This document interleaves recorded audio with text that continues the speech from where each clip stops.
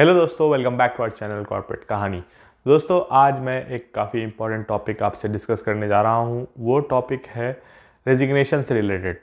अगर आप किसी कंपनी में आप सेलेक्ट हो गए हैं, आपको ऑफ़र लेटर आ गया है या लेटर ऑफ इंटेंट आ गया है, तो आप ये सोच कर कि भाई ये कंपनी मुझे जो अगली कंपनी है वो मुझे जॉब दे ही देगी, इस पर आप भरोसा करना बहुत ही बेवकूफ़ी हो गई है।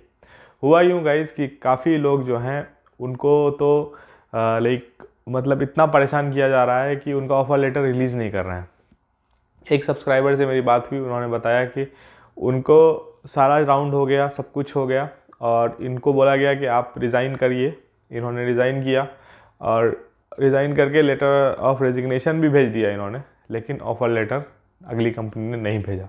तो ये कितनी ट्रॉमा वाली बात है कि अब वो बंदा रिज़ाइन कर चुका है अपनी कंपनी में और उधर से ऑफ़र लेटर नहीं आया। तो ये कितनी बड़ी क्या बोलते हैं आप, मेंटल इशू हो जाएगा इससे। तो आप ओवर इंश्योर कर लीजिए जो भी कंपनी में आप इंटरव्यू दे रहे हैं कि वो आपको ऑफ़र लेटर भेज रही है, ज्वाइनिंग लेटर भेज रही है या नहीं। अगर ज्वाइनिंग लेटर या ऑफ़र लेटर वो नहीं भेज रही है इमीडिएटली, तो आप समझ जाइए कुछ ना कुछ दाव पेच वो खेलना चाह रही है। तो ये केस इन दिनों दो तीन महीने से मैं देख पा रहा हूँ। कई लोगों को गाइस क्या हो रहा है कि इंटरव्यू का टाइम शेड्यूल किया जा रहा है, उसमें वो इंटरव्यूअर नहीं आ रहा है। तो ये भी बहुत ही देखने को मिला, बहुत सारा केस। और ये छोटी मोटी कंपनी नहीं कर रही है, अब ये बड़ी बड़ी कंपनी के एचआर्स कर रहे हैं। अब डोंट नो द रीज़न क्यों ऐसा कर रहे हैं, लेकिन इस तरह का खेल बहुत ज़्यादा चल रहा है। तो अब मैं बताता हूँ कि आपको करना क्या चाहिए, किस तरह से आपको डिज़ाइन के स्टेज पे कब तक पहुँचना चाहिए। उसका सिंपल सा गाइस तरीका ये है कि सबसे पहले आप ऑफ़र लेटर ले लीजिए। ऑफ़र लेटर में सारी चीज़ें आपकी मेंशन हो, ज्वाइनिंग डेट वगैरह जितनी भी है सारी चीज़ें मेंशन हो, वो आपके हाथ में आ जाए। जिस दिन आए उसी दिन रिज़ाइन मारिए। और कई लोगों के साथ अनफॉर्चुनेटली ये भी हो रहा है कि ऑफ़र लेटर मिलने के बाद भी उनका ऑफ़र लेटर को नल एंड वॉइड किया जा रहा है। तो उसका सोल्यूशन ये है गाइस, एक ऑफ़र पर मत रुकिए।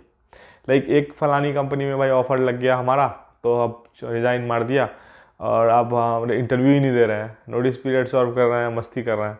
तो ये सब एटीट्यूड एकदम से गाइस अब नहीं चलेगा आईटी में। ये तो मतलब समझिए कि अलग ही इवोल्यूशन एचआर लोग दिखा रहे हैं। पता नहीं क्या रीज़न है इसमें, कैंडिडेट्स का भी थोड़ा बहुत होगा रीज़न। कि अब कई कैंडिडेट होते क्या है कि वो 10-12 ऑफ़र लेने के चक्कर में थोड़ा नाम ख़राब कर देते हैं और उनका टाइम वेस्ट कर देते हैं। तो इस गुस्से से भी वो कर रहे होंगे या जो भी रीज़न रहा हो।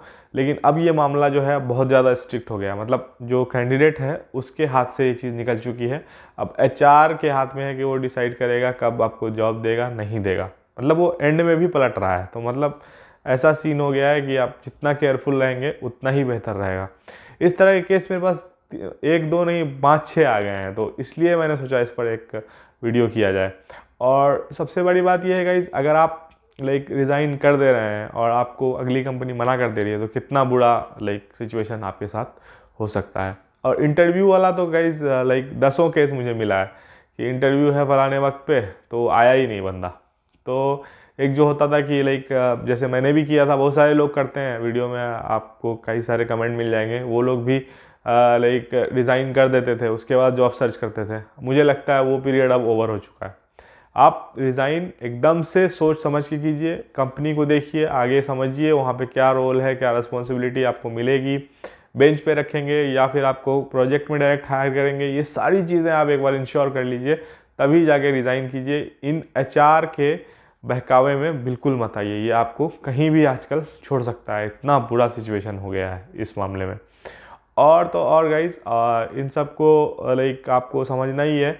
इसके साथ साथ आपको जो आपका पीएफ वाला पार्ट है वो उसको भी चेक कर लेना है कि भाई जो आपकी जो प्रेजेंट कंपनी है उसने आपका सही से पीएफ जमा किया है या नहीं, यूएन वगैरह क्रिएट किया है कि नहीं। ये सारी चीज़ें आप एक बार से रीचेक कर लीजिए। इसमें भी काफ़ी सारी धोखेबाजी हो रही है। मैंने कुछ दिन पहले एक वीडियो बनाया था, एक बंदे का पीएफ अकाउंट खुद ही बना दिया, उसको आप चेक कर सकते हैं जाकर।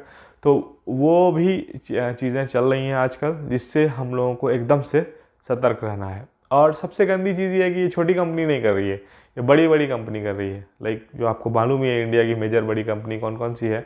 इसके अलावा बड़ी बड़ी एमएनसीज भी कर रही है। और फायरिंग तो गाइस एक हाथ में एक सेकंड में हो रहा है। इस तरह से मार्केट अभी है। तो बेटर वही है कि जितना लाइक आप सिक्योरली काम करेंगे उतना बेहतर होगा। ऑफ़र ले लीजिए, ऑफ़र लेने के बाद रिज़ाइन कीजिए और तब तक मत बैठिए जब तक आपके पास 2-4 ऑफ़र ना हो। क्या पता कौन सी कंपनी आपको डिनाई कर दे। बड़ी कंपनी भी डिनाई कर सकती है, छोटी कंपनी का तो आपको मालूम ही है, वो कुछ भी कर सकता है। तो एचआर पर आप विश्वास करना बहुत ही लाइक डेंजरस हो रहा है। बहुत सारे ऐसे इंसिडेंट हैं, तो मैंने सोचा आप लोगों को बता दूं। और भी अगर आपके पास कोई डाउट हो या कुछ भी आपको पूछना हो हमसे पर्सनली, तो आप हमसे इस लिंक पर कनेक्ट कर सकते हैं। इसके अलावा गाइज़ आप कमेंट बॉक्स में भी पूछ सकते हैं, अगर मुझे टाइम मिलेगा तो ज़रूर मैं उन सबको आंसर करने की कोशिश करूँगा। और इसी तरह से हमारे साथ बने रहिए और मिलते हैं अगले वीडियो में, जानते हैं नेक्स्ट टॉपिक के बारे में। Thanks for watching, bye bye.